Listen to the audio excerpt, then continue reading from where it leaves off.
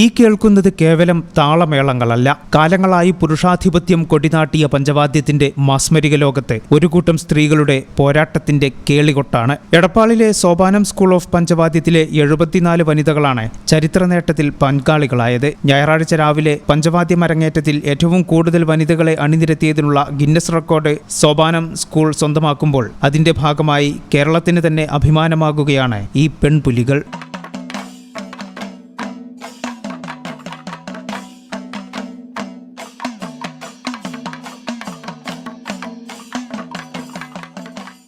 കേരളത്തിന്റെ തനതു വാദ്യരൂപമായ പഞ്ചവാദ്യത്തിൽ ഇത്രയധികം സ്ത്രീ സാന്നിധ്യം അടയാളപ്പെടുത്തുന്നത് ചരിത്രത്തിലാദ്യമാണ്. കലോത്സവ വേദികളിൽ മാത്രം ഒതുങ്ങി നിന്നിരുന്ന വനിതാ പഞ്ചവാദ്യത്തെ ഒരു വലിയ ജനകീയ പ്രസ്ഥാനമാക്കി മാറ്റിയത് സോപാനം സ്കൂളിന്റെ കഠിനാധ്വാനമാണ്. മാസങ്ങൾ നീണ്ട ചിട്ടയായ പരിശീലനവും കലയോടുള്ള അടങ്ങാത്ത അഭിനിവേശവുമാണ് ഇവരെ ഈ നേട്ടത്തിന് അർഹരാക്കിയത്.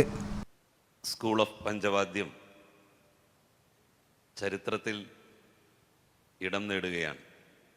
സന്തോഷിൻ്റെ ഒരുപാട് കാലത്തെ മോഹം, ആഗ്രഹം സഫലമാവുകയാണ്.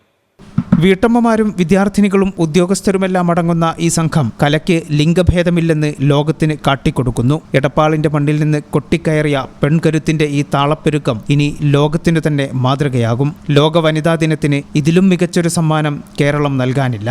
എടപ്പാളിൽ നിന്ന് പുതിയ ചരിത്രം രചിച്ച സോപാനം സ്കൂളിലെ ഈ 74 ധീര വനിതകളെ തേടി അഭിനന്ദന പ്രവാഹമാണിപ്പോൾ. ഈ ചാനൽ ന്യൂസ്, എടപ്പാൾ.